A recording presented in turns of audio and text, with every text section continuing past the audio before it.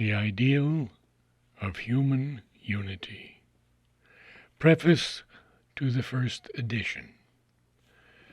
The chapters of this book were written in a serial form in the pages of the monthly review Aria, and from the necessity of speedy publication, have been reprinted as they stood, without the alterations which would have been necessary to give them a greater unity of treatment.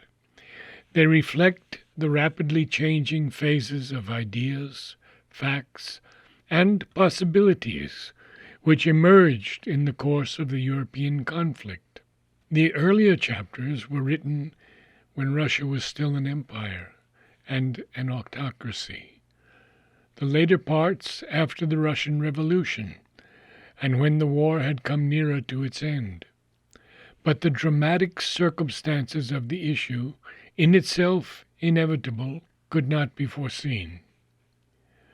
The reader may guide himself in regard to the references to contemporary conditions by observing that the first 4 chapters cover the close of the year 1915, the next 12, 1916, the 17th to the 28th, 1917, while the remaining 7 extend to July 1918.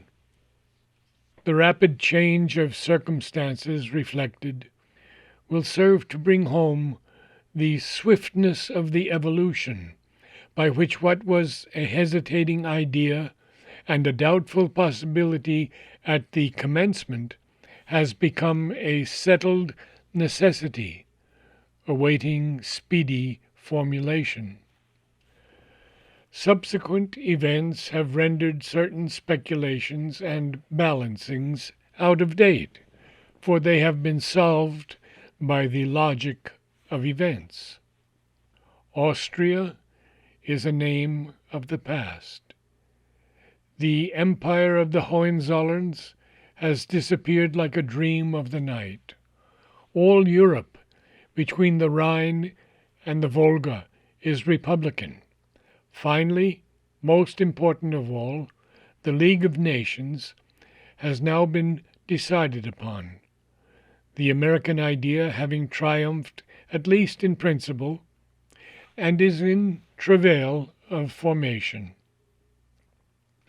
But the main suggestions put forward in the book remain unaffected, or rather acquire a more pressing actuality.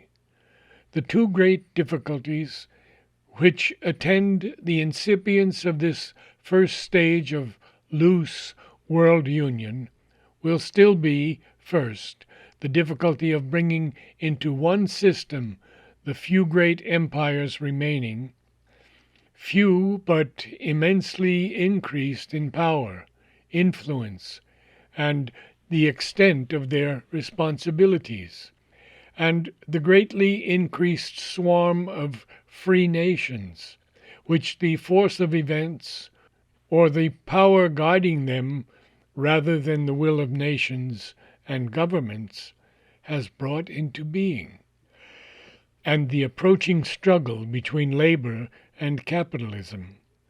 The former is only a difficulty and embarrassment, though it may become serious if it turns into a conflict between the imperialistic and the nationalistic ideas, or reproduces in the international scheme the strife of the old oligarchic and democratic tendencies in a new form.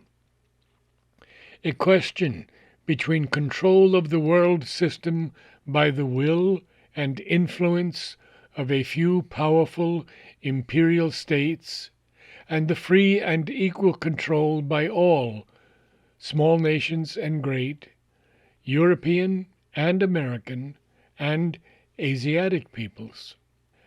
The second is a danger which may even lead to disintegration of this first attempt at unification, especially if, as seems to be the tendency, The League undertakes the policing of the world against the forces of extreme revolutionary socialism.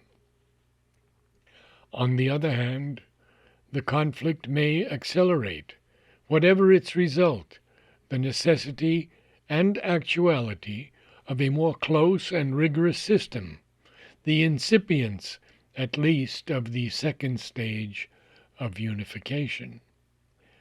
The main contentions advanced in these pages also remain unaffected by the course of events. The inevitability of the unification of the life of humanity as a result of those imperative natural forces which lead always to the creation of larger and larger human aggregates, the choice of the principles which may be followed in the process, the need for preserving and bringing to fullness the principle of individual and group freedom within the human unity, and the insufficiency of formal unity without a growth of the religion of humanity, which can alone make it a great psychological advance in the spiritual evolution of the race. Written in 1919. There is also a publisher's note that was written in April 1950. Publisher's note to the second edition.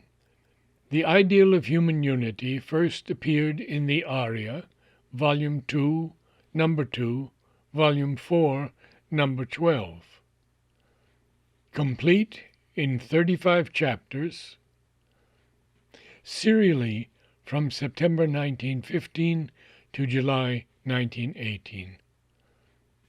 It was reproduced in book form in 1919 by the Sons of India Limited, Madras, with 3 appendices, a preface, and a detailed synopsis of the chapters. The appendices contained articles from the Arya, setting forth the ideals of the review. The present edition is a revised version, but the revision was done before the last World War.